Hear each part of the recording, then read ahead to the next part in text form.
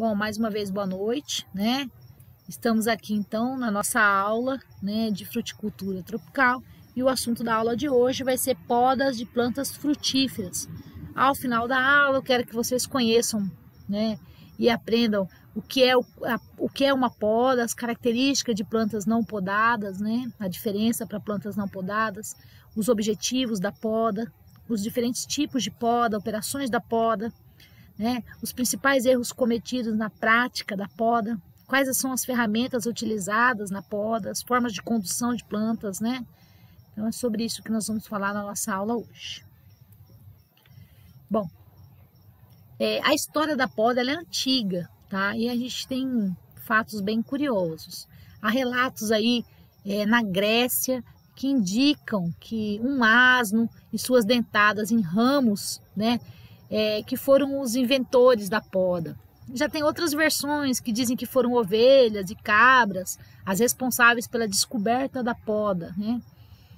Bom, eventos naturais como chuva de granizo também naturalmente podaram ramos. Então, se a gente for estudar a história da poda, né, os precursores, né, os inventores da poda, pode ser dito que são asnos, ovelhas e cabras, né? E eventos naturais. Bom, a partir dessas observações, né, os agricultores começaram a notar que as plantas podadas, né, que as plantas que tinham ramos cortados, né, seja lá por mordida de algum animal ou por um evento natural, elas tinham um desenvolvimento diferente daquelas plantas que não foram podadas. Então, né, com base nessa observação no campo, né, os agricultores começaram a imitar, né, então o homem começou a fazer o uso de tesoura, faca, né, e assim ele estabeleceu a prática da poda. Então cada povo desenvolveu aí em uma diversidade de planta um estilo próprio de realizar a poda. É sobre isso que nós vamos ver na aula de hoje. Bom, se nós formos pensar, né, sobre os relatos, né, de poda, a gente encontra relatos, inclusive na Bíblia, né, sobre a poda, né? Em João 15 tem escrito, né, eu sou a verdadeira videira e meu pai o viticultor. Então toda a vara em mim que não dá fruto, ele corta. E toda vara que dá fruto, ele limpa para que dê mais abundante. Então, há inclusive analogias, né, e ensinamentos bíblicos em analogia com essa prática, com essa técnica, né, de podar plantas. Aspectos aí sobre fisiologia e morfologia das plantas precisam ser bem compreendidos, porque a gente sabe que a poda, né, ela vai influenciar algumas funções fisiológicas e morfológicas da planta. Então a poda vai influenciar no crescimento, na absorção de água, né, na absorção de nutrientes, e isso afeta diretamente o desenvolvimento das plantas. Então a gente tem que entender alguns aspectos sobre fisiologia e morfologia da planta para entender como a poda influencia nessas funções aí de crescimento e de absorção de água e nutrientes, né? Então como é que a poda, né, influencia o desenvolvimento da planta? Então vamos falar um pouco sobre esses aspectos fisiológicos e morfológicos das plantas para que a gente entenda e compreenda um pouco melhor o que se trata a poda. Como que ocorre então, né, o desenvolvimento da planta? Bom, a planta ela retira a água e sais minerais do solo através das raízes. Sei que vocês já sabem, mas vale a pena lembrar. A seiva bruta então é transportada até as folhas. Lá nas folhas, ela é transformada em seiva elaborada pelo processo da fotossíntese. Outra parte da água, né, ela é retirada do solo e é utilizada na respiração, né, realizada também nas folhas. Então, assim ocorre o desenvolvimento da planta. A planta retira a água e sais minerais do solo através das raízes. Essa seiva bruta é transformada até as folhas, transformada em seiva elaborada pelo processo da fotossíntese. parte da água também é utilizada na respiração. Então, isso é o que a gente já entende e já sabe um pouco o que é fisiologia de planta. A planta, nós sabemos que ela necessita de luz solar. A luz solar, né, ela é responsável pela energia, né, fornecer energia para a fotossíntese. Então, a gente sabe que esse processo, onde o dióxido de carbono do ar, água e nutrientes provenientes do solo se combinam lá dentro dos cloroplastos, das folhas, para formar os hidrocarbonetos e açúcares básicos, né, para o desenvolvimento vegetativo e para a frutificação. Então, é assim que se dá o processo de desenvolvimento da planta, né?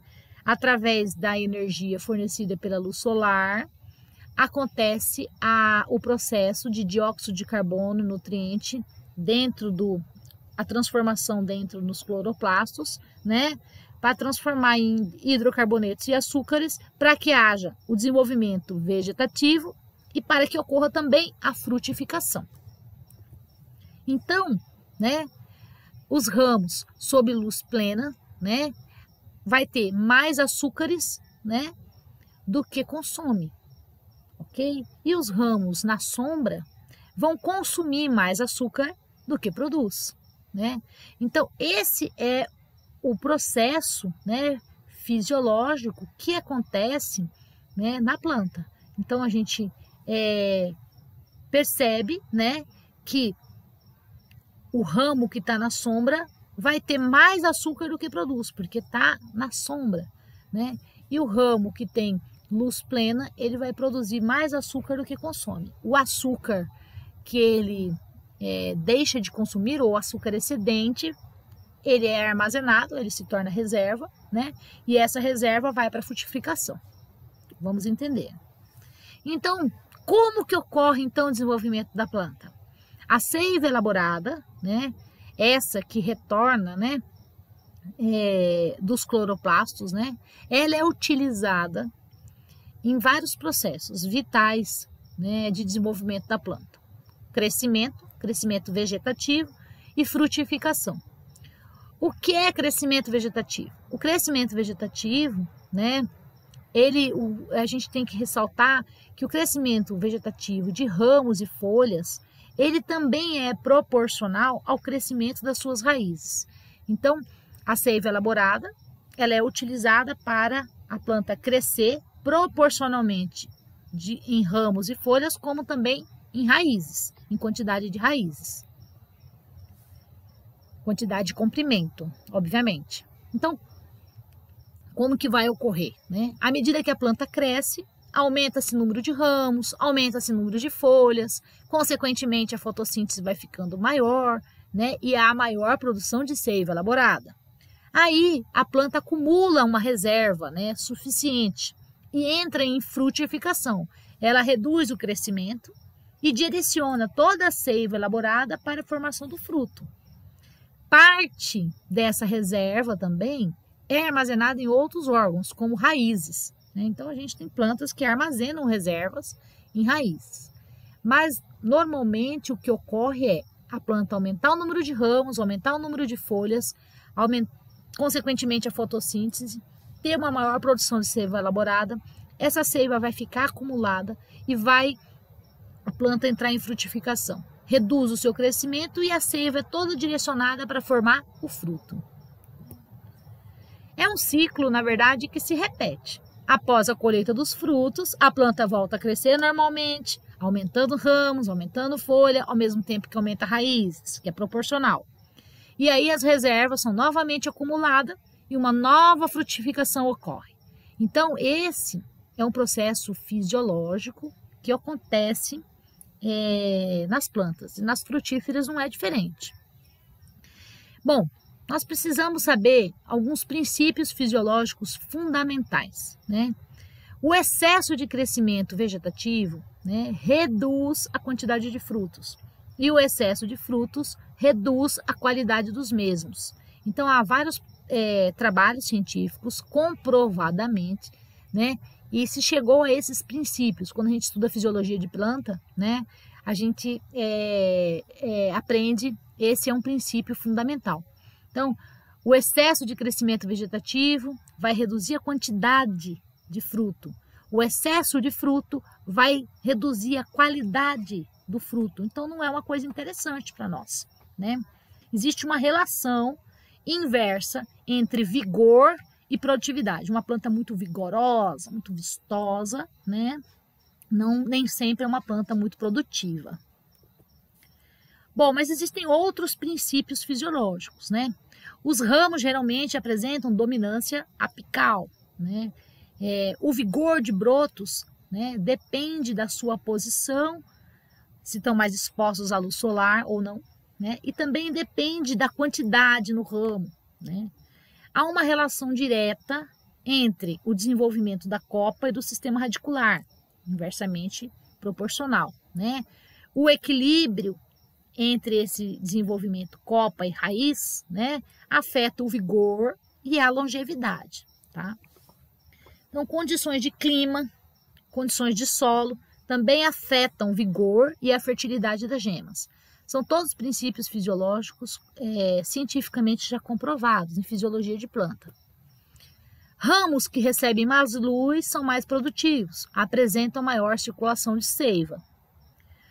Há espécies, né, que vão frutificar em ramos do ano e tem outras espécies que já vão frutificar em ramos de 1 ou mais anos, tá? Então, outro princípio fisiológico é sobre a poda drástica, né? A poda drástica, ela retarda a frutificação, porque ela exige um crescimento vegetativo, né, que é antagônico às funções reprodutivas. Então, enquanto está acontecendo o crescimento vegetativo, a seiva elaborada está ainda toda para o desenvolvimento de folhas e ramos. A hora que ela acumula reserva, aí sim entra para a frutificação. E se você faz uma poda drástica, né, você vai exigir o crescimento vegetativo. Outro princípio fisiológico são que ramos que sofrem poda drástica apresentam maior vigor. A redução da área foliar pode debilitar a planta, né? A circulação da seiva ela é mais intensa em ramos retos e verticais, né? Então, são todos princípios fisiológicos que a gente precisa internalizar para que a poda seja melhor compreendida, né, e tenha mais sucesso na sua execução. Outra questão, ramos que são posicionados verticalmente, né, vão proporcionar à planta um crescimento vegetativo. Enquanto ramos que crescem horizontalmente, eles vão favorecer mais as gemas reprodutivas. Quando ocorre, né, menor circulação da seiva, né, há um acúmulo de reserva no ramo, então favorecendo a formação das gemas floríferas. Então, quando a gente vê que começou a diminuir a circulação da seiva bruta, né, da seiva elaborada, perdão, a gente vai ver que há um acúmulo de reserva e aí vai favorecer a formação das flores. Outra questão é que podas variam com espécie, variam de acordo com a finalidade da poda e a idade da planta. Então, todos esses princípios que eu citei são muito importantes, né? E basta a gente estar sempre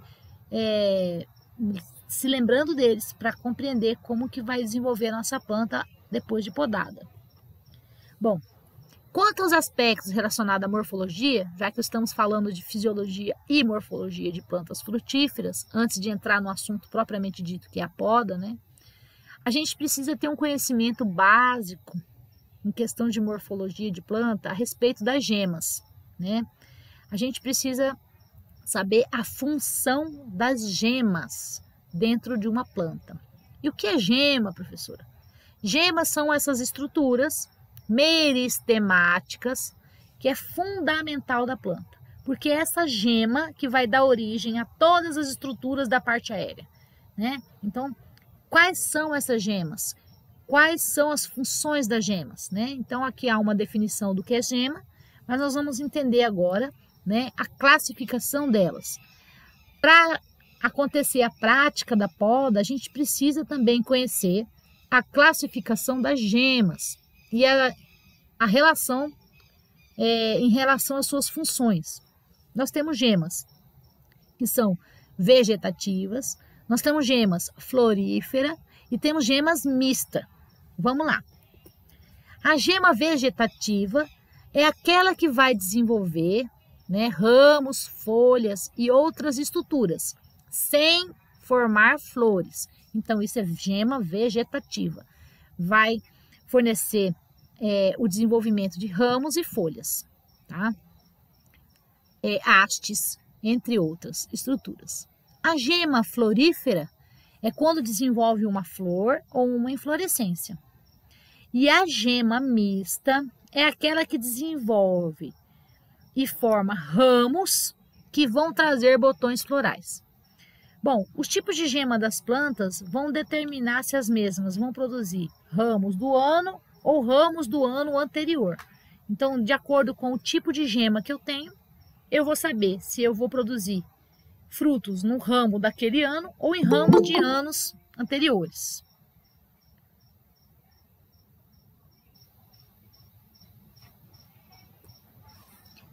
Mas afinal, a aula é sobre poda. O que é podar, então? Né? Vamos lá. A palavra poda vem do latim putare, que significa limpar, cortar, desbastar, derramar, né? Então, no conceito fitotécnico, a poda é considerada uma técnica cultural, né? Um manejo cultural. Utilizada para quê? Para alterar o desenvolvimento natural da planta. Por isso eu toquei no assunto sobre fisiologia de planta, para que a gente entenda como se desenvolve naturalmente uma planta, né? Por isso que eu falei sobre morfologia da planta, porque a partir do momento que nós utilizarmos essa técnica que é podar, para alterar o desenvolvimento natural da planta, a gente vai ter que conhecer um pouco desse funcionamento, né? Como ela vai se comportar. Então, podar é esse conjunto de operações que corta, que supressiona, né, ramo da planta ou das copas das plantas, né, para modificá-las e adaptá-las a condições de cultivo comercial. Então, também é uma definição do que é podar, né? Então, é uma técnica para alterar o desenvolvimento natural da planta. A gente modifica e adapta normalmente quando queremos condições de cultivo comercial.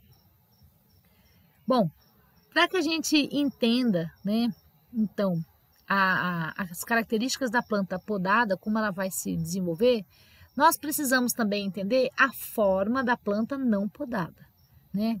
Então, em condições naturais, uma planta que não recebeu poda, uma planta não podada, ela tem um grande volume de copa, né?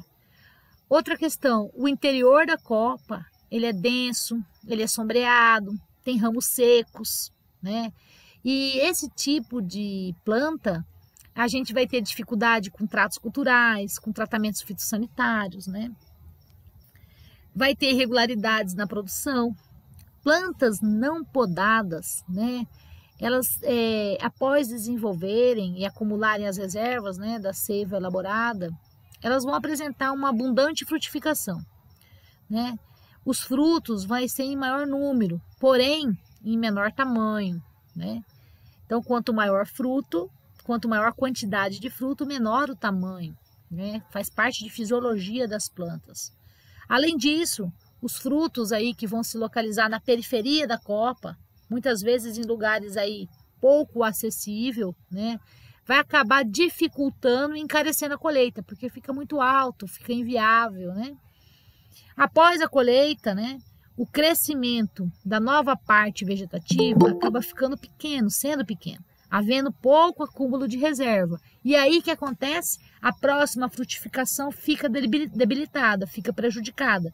E aí a gente vai ter essa alternância de safras. Por isso que esses ciclos de produção, né, alternados, né, um ano produz bem, o outro ano não. É muito comum ouvir isso, principalmente de pomares domésticos, onde não são podadas plantas, acontece. Bom, então, plantas não podadas têm alternância de safra, né? Frutos de menores tamanhos, né? A nova parte vegetativa tem um acúmulo de reserva menor e assim por diante. Para que isso não ocorra, né, nós precisamos podar a planta, para que nós tenhamos um cultivo comercial com sazonalidade, né, que seja frequente, né? e aí a gente vai ter a necessidade de podar. E o objetivo da poda, né, ele não tem por finalidade contrariar a árvore, né, mas na verdade é aproveitar essa tendência natural, guiar a árvore, corrigir, para alcançar um fim determinado. Então, a poda não é para contrariar a fisiologia da planta, né? Para contrariar a morfologia da planta natural, né? Não, é aproveitar melhor esse vigor, produtividade, essa tendência natural em produzir frutos e corrigir, guiar para um fim determinado, geralmente um fim comercial.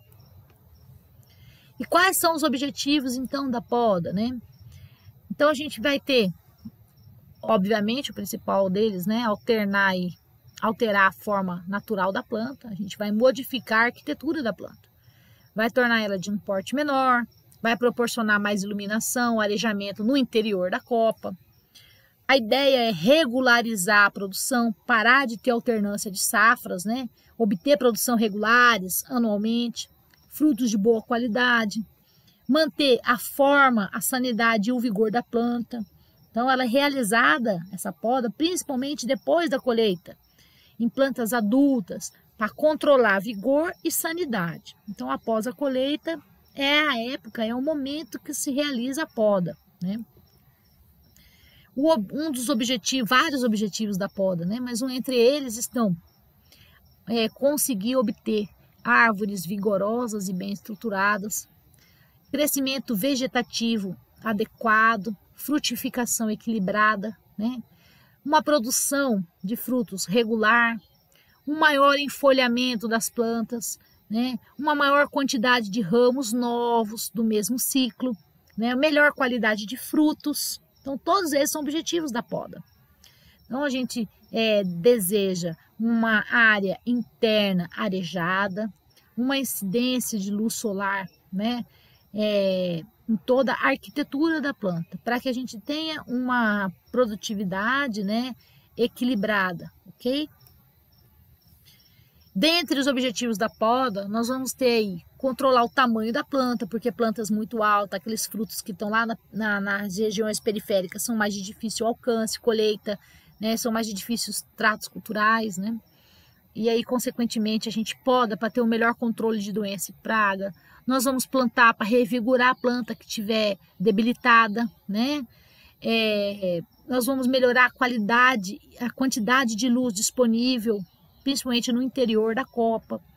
Manejar áreas que são muito adensadas, né? O agricultor geralmente planta muito adensado, né? E isso às vezes não é adequado. Obter uma produtividade maior. Então, tudo isso são objetivos da poda. Mas olha só, eu gostaria que vocês não confundissem, né? Como o assunto da aula é poda de plantas frutíferas, né? Então, a gente não vai enquadrar como poda fitotécnica aquelas que não são realizadas com esse objetivo, né? São realizadas com outros objetivos. Vou dar um exemplo. O pessoal que faz aí a poda de árvores na zona urbana, né, que tem o objetivo de evitar que esses ramos estraguem aí, e entrem em contato com a rede elétrica. Então, isso não é poda fitotécnica, tá? Isso não pode ser considerado uma poda fitotécnica. Então, se preocupar e não confundir, né? Não enquadrar essas podas, né, como poda fitotécnica, ok? E quais os tipos de podas, então? Nós vamos ter aí basicamente 3 tipos de poda. A poda de formação, enquanto a planta está em desenvolvimento, né, vegetativo. A poda de frutificação em produção, que é aquela poda em que a planta já frutifica, né, e a gente vai fazer a poda para frutificar e produzir. E a poda de limpeza. Vamos lá. Dentre a poda de formação, né, o objetivo dela é que a gente tenha uma planta com uma estrutura bacana, né, de copa. É uma planta que fica simétrica, arejada. Então, enquanto a planta está em formação, é um momento de você deixar ela com uma boa estrutura, com uma copa interessante, simétrica e arejada. Isso lá no futuro, quando o pomar estiver formado, a gente vai ter tratos culturais facilitados, maior resistência de tombamento, quebra de galhos, né? Isso lá no futuro vai fazer a diferença se a gente teve uma boa poda de formação. Geralmente a gente realiza esse tipo de poda nos primeiros anos, logo após o plantio, nos 3, 4 anos, depende de cada espécie, ok? Então os 3, 4 primeiros anos das plantas frutíferas a gente chama de poda de formação. Nesse período, a prioridade da poda é o desenvolvimento vegetativo, evitando que a planta entre em produção. A gente quer formar o pomar, né? Então, aqui um desenho esquemático, né, das podas, né, onde a gente vai conduzindo, né, em ramos primários, ramos secundários, ramos terciários, né, até os ramos quaternários. Então, a gente vai conduzindo a arquitetura da planta para que ela tenha uma boa aeração, né, uma simetria, para que essas plantas tenham uma produção, uma produtividade regular, enfim, todos aqueles itens que citamos anteriormente. Né? Então, a gente tem uma planta antes, né, da poda e uma planta depois. Né? Então, a gente vai fazendo, né, a modificação na estrutura e na morfologia da planta para que ela alcance o objetivo, que é produzir mais, né?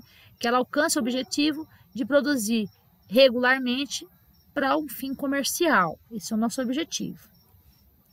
A poda de frutificação, né, ou poda de produção, então é aquela que consiste na retirada do excesso de ramos produtivos, né, para que a gente tenha um equilíbrio entre vegetação e frutificação, né, e não tenha essa alternância de safras, porque se a gente deixar os ramos produtivos, né, em abundância, a gente sabe que o desenvolvimento vegetativo da planta ele vai ser menor, consequentemente menor acúmulo de reserva, menor quantidade de seiva elaborada a ser destinada a frutos. Então nós vamos ter menos quantidade de frutos ou frutos menores.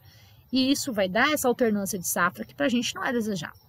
Então a poda de frutificação é realizada durante a fase produtiva da planta. Então, quando a gente percebe que a planta já desenvolveu toda a parte, ela tem muitos galhos produtivos, a gente retira uma parte desses galhos produtivos para que fique somente o suficiente para dar frutos de tamanho padrão, frutos maiores, de melhor qualidade. Essa poda, ela não aumenta a produção de fruto, tá? Ela não é uma poda para aumentar em quantidade a produção de fruto. Ela é uma poda para regularizar a produção. É diferente. Então, a gente retira o excesso de galhos produtivos, não vai, consequentemente, aumentar a produção, mas a gente vai ter uma produção regular, frutos que vão atender à exigência de mercado, frutos padronizados, né? Em tamanho, qualidade, né? Em sanidade. A poda de limpeza, né, é aquela realizada na fase de repouso fisiológico. Então, tem plantas que ficam em pousio, né? Elas, depois da frutificação, né, elas entram em repouso fisiológico. E é nesse momento que se faz a poda de limpeza. Nessa operação aí, a gente vai tirar excesso de ramo, galho ou ramo mal posicionados, ramos e galhadas fracas, excessivamente vigorosos ou contaminados aí por uma eventual doença. Bom, a gente tem aí também não só a denominação vista anteriormente, poda de frutificação, poda de formação, poda de limpeza. Nós também podemos denominar a poda de acordo com a época que a gente realiza a poda. Então, nós vamos ter poda de inverno ou poda seca e as podas que acontecem no verão ou poda verde, especialmente o pessoal que pratica fruticultura na região sul do país, onde essas estações são bem definidas, né? Então, a gente vai ter aí uma poda de inverno e uma poda de verão. Toda vez que você vai poda seca, né, ou poda de verão, ok? Ao nosso inverno, eu sei que vocês sabem, mas vale lembrar, né, quando não tem o período chuvoso, né, na época do período da seca, e a poda de verão, né, é a época do nosso período chuvoso. Então a gente chama de poda verde, onde há o maior crescimento, né, vegetativo das plantas. O que é poda de inverno? como eu havia dito, as plantas de clima temperado, né, como pêssego, uva, né, essas plantas que são caducifólias, já vimos isso em aulas anteriores, né, que elas vão perder as suas folhas no outono, né. Então a gente executa tanto a poda de limpeza como a poda de frutificação no inverno, né. Aí, no máximo até o início da primavera. Nessa época, né, que as plantas estão sem folhas, né, porque plantas de clima temperado são caducifólias, caem a folha. Caducifólia vem da palavra caduca, né? As folhas caducam e caem. Elas estão bastante lignificadas, os ramos estão bastante lenhosos nessa época, né? Então, por isso que a gente denomina de poda seca ou poda de inverno, né? Justamente nessa época. A poda de verão já é realizada durante o período de desenvolvimento vegetativo, né? Quando as plantas se apresentam totalmente enfolhadas, por isso que é chamada de poda verde, tá? Então, durante esse período do verão, que é o período chuvoso para nós, né? O desenvolvimento vegetativo está intenso, as plantas têm bastante folha, né? E aí, essa poda, ela complementa a poda de inverno, porque a gente já fez uma poda de limpeza, uma poda de frutificação lá no período do inverno, onde ela não tinha folha, onde apenas os galhos estavam secos, né, sem folhagem. E aí a gente vai conseguir, né, ter uma seleção mais criteriosa desses ramos, porque a gente vai completar aquela poda que foi feita. A gente vai facilitar a penetração de luz, vai canalizar a energia para esses ramos remanescentes, vai melhorar a qualidade dos frutos, né? Então, isso é poda de verão, tá?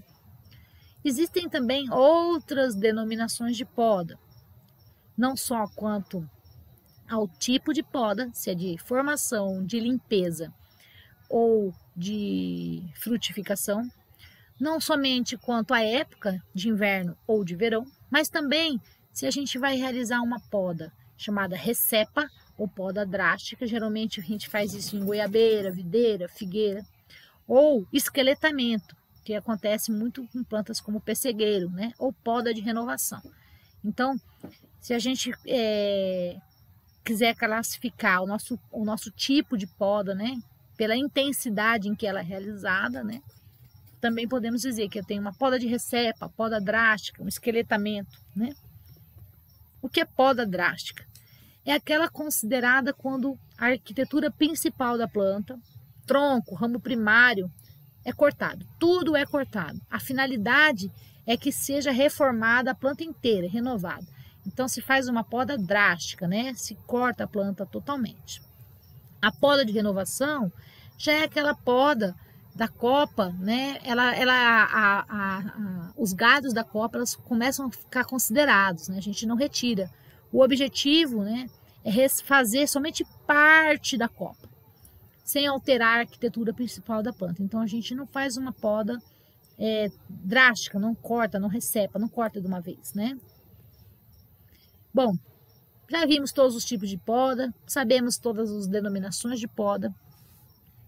Temos poda para formar uma planta frutífera, temos poda depois que a planta começa a frutificar, né, uma poda para melhorar a produção. Nós temos poda de limpeza, podas que são aplicadas na época do inverno, podas que são aplicadas na época do verão, podas que são drásticas, né, podas que são de limpeza, né, que são de renovação, né. Mas e as operações de poda? Quais são as operações de poda, né? Nós temos aí supressão e encurtamento de ramos, suprimir, né, cortar, né, encurtar ramos. Nós temos podas que são operações de podas como a desbrota, esladroamento. O esladroamento é a retirada dos galhos ladrões, que foi uma operação de poda que fizemos no sábado passado, né? Desfolha, desponte, desnetamento, né? Raleio de frutos ou desbaste, raleio de flores e botões florais, são tudo operações de poda, ok? E vamos ver aí um pouco cada uma delas. Supressão e encurtamento dos ramos é a eliminação total dos ramos, é cortar os ramos, né?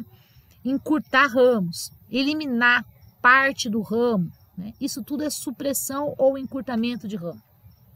Desbrota. Desbrota é retirar brotos novos, brotos que não estão produzindo, broto em excesso, né? Que vai aí acabar se desenvolvendo e ocupando as reservas de seiva elaborada, né? Em detrimento aí ao crescimento e à frutificação, então vai atrapalhar, né? É comum essa prática em condição de plantas aí após a poda principal, daí se faz a desbrota, né? O esladroamento. O esladroamento é a retirada de ramos chamados ladrões. São ramos bem vigorosos, eles têm provocado um desequilíbrio nutricional na planta, por isso que são retirados. Eles competem por nutriente, competem por espaço, competem por luz e ramos de produção. Então, a gente necessita fazer essa operação, essa retirada de ramos, né? A desfolha é quando a gente remove as folhas, remove apenas as folhas para favorecer a iluminação, arejar flor, fruto, eliminar foco de doença, foco de praga, melhorar a coloração de fruto, né? É muito aplicado a desfolha em plantas frutíferas como a pera, maçã, ameixa, kiwi, entre outras, ok? O desponte é um encurtamento da ponta do ramo, é só a retirada, a supressão da ponta do ramo, né? Então, onde está lá o meristema apical, então o ramo diminui o crescimento e aí acaba favorecendo o crescimento dos frutos. Essa operação aí é muito utilizada para forçar desenvolvimento de ramos inferiores, né? Ou de brotações laterais, quando necessário. O desnetamento, né? Essa poda verde, né? A poda aplicada no período do verão, geralmente aplicada às videiras, onde a gente elimina os ramos vegetativos que são chamados netos, né? Que nascem lateralmente do ramo principal. Então, essa é uma operação de poda específica das videiras. O raleio de frutos ou desbaste, que é eliminar a quantidade de frutos de uma planta, né? Então, esses frutos quando ainda se encontram imaturos, né? A gente retira esses frutos ou desbasta, né? Retira esses frutos. A ideia é equilibrar a produção, ter frutos de melhor qualidade, de melhor tamanho, de melhor cor, sabor, né? A gente vai eliminar preferencialmente os frutos machucados, também atacados por pragas e defeituosos, ou que estejam mal posicionados ou pequenos, né? Então, há sim a necessidade do raleio ou desbaste, né? Aqui em casa eu tenho uma planta, né, de pinha, fruta do conde, depende da região, né? E normalmente eu tenho que retirar, né, frutos que são defeituosos ou muito pequenos, né? Eu elimino. Raleio de flores e botões florais, né? É outra operação de poda, né?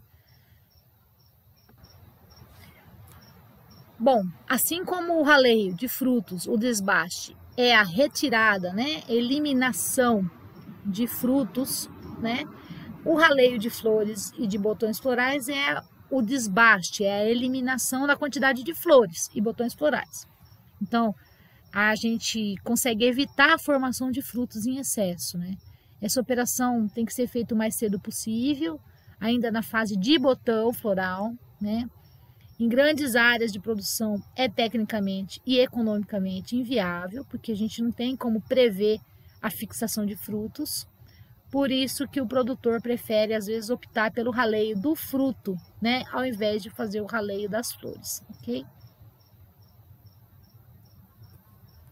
Bom, além dessas operações de podas que eu citei, a gente tem operações que são complementares à poda. E quais são elas? Nós vamos ter aí o arqueamento de ramo, o anelamento, incisões e a torção de ramos. Então, nós temos as práticas de poda, né? Que pode ser poda de formação, poda de frutificação ou produção, poda de... Ixi, me perdi, galera. Vamos voltar lá. Poda de limpeza. Então, nós temos poda de frutificação, poda de formação, poda de limpeza. Podemos fazer essas podas no inverno ou no verão, né? Também podemos fazer de maneira intensa, drástica ou apenas para renovação, né? Então, são todas as formas de poda. A gente tem as operações de poda, que já vimos aí, e as operações que são complementares à poda. Eu posso fazer entre elas, né, o arqueamento, anelamento, incisões e torção de ramos. O arqueamento do ramo é aquela prática que a gente vai alterar a posição normal do ramo principal, né? A gente inclina ele em relação ao solo. O objetivo é melhorar aí a aeração, iluminação interna da copa. Esses ramos, né, em posição vertical favorecem a vegetação da planta, né? E ramos inclinados já favorecem a frutificação. Então a gente pode aí, em algumas espécies frutíferas, fazer o arqueamento de ramo, que é uma operação complementar, né, às operações de poda. Anelamento. Anelamento é uma remoção de um anel bem fino em ramos contendo fruto. A ideia é acumular a seiva elaborada na parte superior do ramo. É muito utilizada no início da maturação para ter maior fixação, maior tamanho e coloração e sabor de frutos, tá? As incisões é quando a gente realiza acima da gema. O objetivo é quebrar a dominância apical e aí fazer que a gema brote, tá? A dominância, ela é quebrada pela interrupção, né, de auxinas que são sintetizadas aí lá no ápice do ramo e acabam translocando para as raízes. A torção de ramo é aquela ligeira torção de ramo durante o período vegetativo, com o objetivo também de quebrar a dominância apical e estimular brotações laterais, tá? Então são tudo operações complementares àquelas operações de poda que vimos. Bom, contudo, né, mediante essa diversidade de práticas agrícolas, nós precisamos se atentar aos principais erros, né, cometidos na hora de fazer a poda, na prática da poda. Existem erros muito comuns, né? Então, na poda de formação, o erro mais comum é realizar a poda antecipada de ramos, né, que nascem no tronco. E aí a gente acaba impedindo o engrossamento do tronco e expõe esse tronco à raiz, à luz solar, né? Então, o erro mais comum é antecipar a poda dos ramos que nascem no tronco. Outro erro comum é formar uma copa muito alta, né? E aí os tratos culturais acabam ficando dificultados. Futuramente aí vão ter dificuldades também na colheita, né? E deixar também, outro erro é deixar ramos, né? Muita quantidade, né? Deixar numerosos ramos principais, né? Permitir a produção na fase aí de formação da planta. Então, os 3 até os 4 primeiros anos, a planta está em formação. Então, não pode permitir essa produção nessa fase. Então, a gente deixar ramos em quantidades numerosas, né, não é interessante. Então, esses são os principais erros cometidos na poda de formação, né?